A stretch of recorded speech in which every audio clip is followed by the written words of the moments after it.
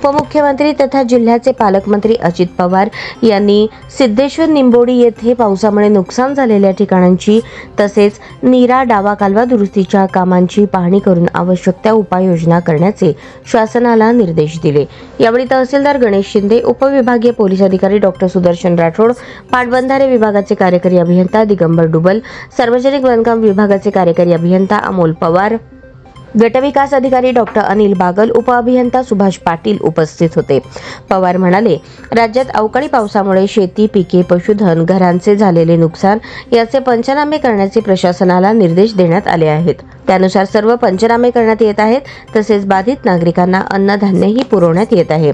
अवकाळी पावसामुळे नुकसानग्रस्त भागातील नागरिकांना मदत करण्यात येईल।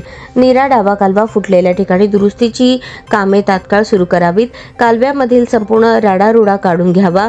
संत तुकाराम महाराज पालखी सोहळ्यातील वारकऱ्यांना पाणी उपलब्ध करून देण्याकरिता कालव्याची प्रलंबित कामे लवकरात लवकर पूर्ण करावीत। सार्वजनिक बांधकाम विभागाने रस्त्याच्या कडेला पाणी साचणार नाही याची दक्षता घ्यावी।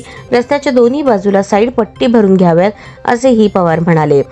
यावेळी पवार यांनी रस्ता, पूल, कोसळलेली घरे आणि वीज खांब, वाहून गेलेले रस्ते यांची पाहणी करून नागरिकांशी संवाद साधला आणि त्यांच्या समस्या जाणून घेतल्या।